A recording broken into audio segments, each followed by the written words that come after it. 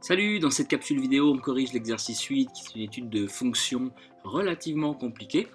On part d'une fonction définie sur 0,1, c'est la fonction f de x égale 1 moins x carré, donc un polynôme relativement simple. On note P sa courbe représentative dans un repère orthonormé, et donc P est une portion de parabole.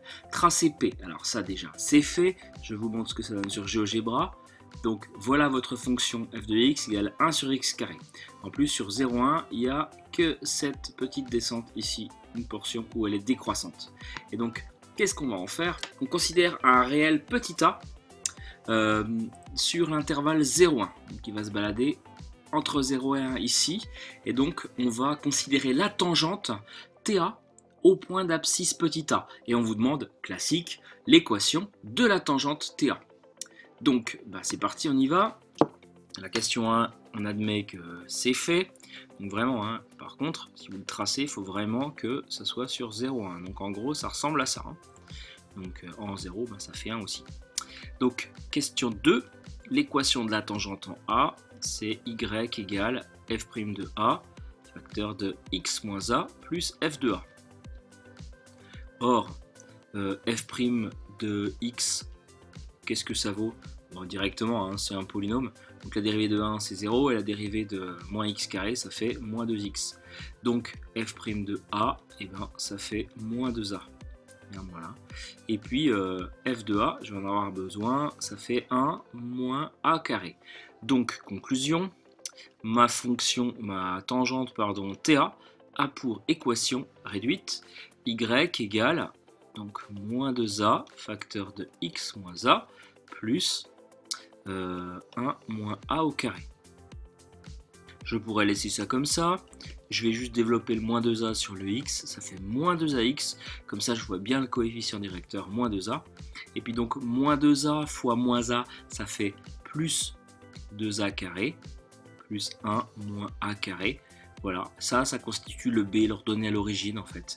Et au passage, 2a carré moins a carré, ça fait moins 2ax plus a carré plus 1. Comme ça, on distingue bien le coefficient directeur ici et puis l'ordonnée à l'origine ici.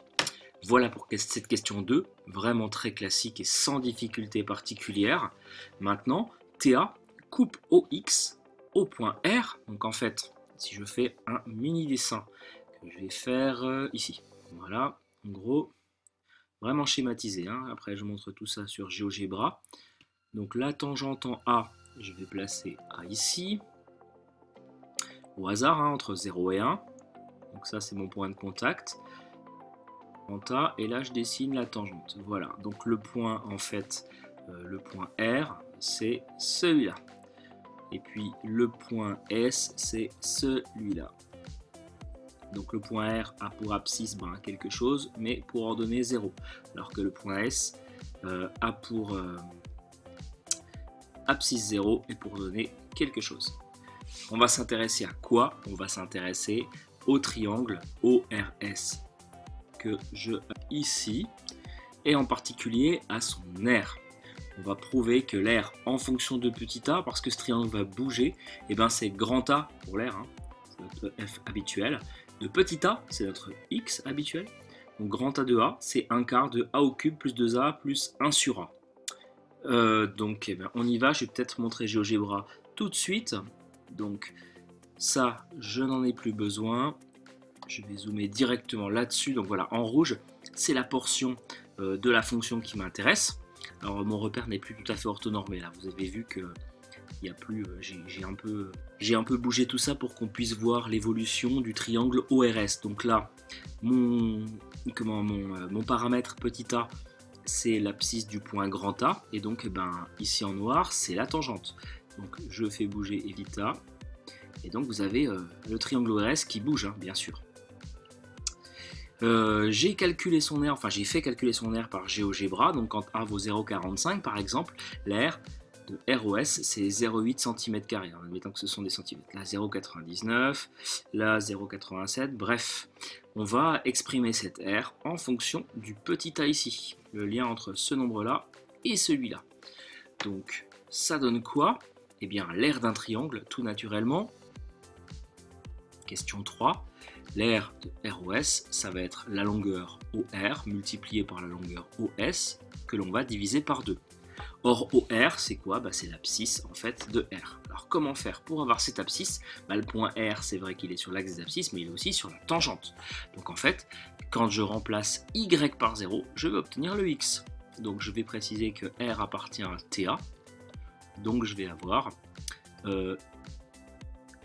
0 égale moins 2a x plus a carré plus 1. Je remplace y par 0. Donc ça, c'est équivalent à quoi? L'idée, c'est d'avoir x, évidemment. Donc je passe moins 2ax de ce côté-là. Ça fait 2ax égale a carré plus 1.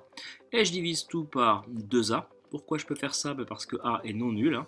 C'est précisé dans l'énoncé. Donc ça fait a carré plus 1 sur 2a. Voilà, mon point R, ses coordonnées, c'est ça avec 0. Tiens, je peux presque le mettre ici. En tout cas, j'ai la longueur OR. La longueur OR, c'est exactement X, c'est ça. Je vais faire pareil avec la longueur OS. Qu'est-ce que je peux dire de S? S, il est aussi sur TA. Et puis, S a pour abscisse 0, vu qu'il est sur l'axe des ordonnées. Donc cette fois-ci, je vais remplacer X par 0. Et j'obtiens moins 2A fois 0 plus a carré plus 1. Donc ça s'en va. Donc Y directement, c'est a carré plus 1. Donc là, je peux mettre a carré plus 1 à la limite. Donc OS, voilà, OS, c'est ceci. Alors qu'est-ce que je peux dire du coup? Je vais conclure ici, même si je n'ai plus trop de place. Qu'est-ce que je peux dire de l'aire en fonction de A? Eh bien, ça fait le 1,5, je vais le mettre devant. Ce 1,5 ici. Hein.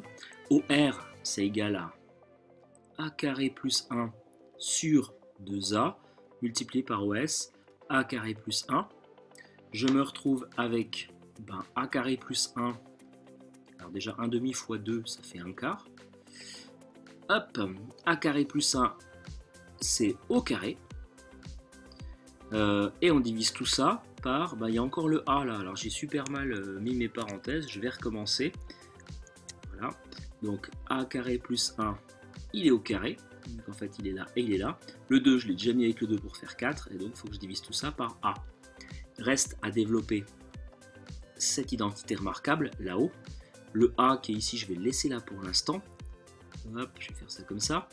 A carré au carré ça fait a puissance 4 plus le double produit. 2 fois a carré fois 1 ça fait 2a carré plus 1 au carré ça fait toujours 1. Et donc le a je vais le faire porter sur les 3 termes pour terminer. Le 1 quart, je le laisse devant. A puissance 4 divisé par A, ça fait A au cube. 2A carré divisé par A, ça fait 2A. Et puis 1 sur A pour terminer. Voilà, j'ai l'expression de l'aire rouge en fonction de petit a.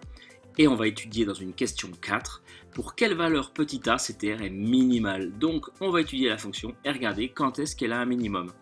Je ferai juste une remarque avant de le faire. La fonction, à part le 1 quart, la fonction qui est à l'intérieur là n'est pas un polynôme du 3e degré. Ça, oui, ça aussi. Par contre, le 1 sur A, là, fait que ce n'est pas un polynôme du 3e degré. C'est juste une somme d'un polynôme du 3e degré et d'une fonction inverse. C'était juste une petite remarque avant d'attaquer cette 4e question. Donc c'est parti, étude de cette fonction a de petit a, 1 quart de a cube plus 2a plus 1 sur a. Alors oralement, pourquoi grand A est dérivable? Parce que c'est une somme de fonctions dérivables. Une fonction polynôme de degré 3 et une fonction inverse. Donc c'est une somme, parfait, ça va aller relativement vite. Le domaine de dérivabilité, ça va être le même. Donc on a a' de a qui est égal à... Alors le 1 quart reste devant. La dérivée de a cube c'est 3a carré. La dérivée de 2a c'est 2. Et la dérivée de 1 sur a c'est moins 1 sur a carré. Donc une forme plutôt similaire. Et je vous rappelle que l'idée c'est d'étudier le signe. Donc positif, positif. Sauf que là il y a une soustraction qui vient mettre un peu la pagaille. Donc comme souvent on va mettre tout ça au même dénominateur. Et on se retrouve avec 1 quart. Le dénominateur, qu'est-ce que c'est? Eh bien, c'est a carré. Du coup, les parenthèses ne servent à rien. Mais quand je multiplie tout ça par a carré, je me retrouve avec 3a puissance 4 plus 2a au carré moins 1. Voilà, bon, et bien là, normalement, c'est problématique, puisque ça, c'est positif, pas de problème, ça, c'est strictement positif, A est plus différent de 0, et en plus un carré est positif, donc on va étudier le signe de ce polynôme du 4e degré, ce qu'on ne sait pas faire a priori, sauf que là, on a une chance, c'est que c'est ce qu'on appelle une équation bicarrée. Vous avez vu, il n'y a pas de terme dont le coefficient de termes de puissance impaire. Il n'y a pas de a cube et pas de a. Donc en fait, on va faire ce qu'on appelle un changement de variable. C'est pour ça que je vous dis que l'exercice est relativement compliqué. Pas sur le principe, hein, en tout cas pour l'étude au moins de cette partie-là, ça pouvait éventuellement poser problème.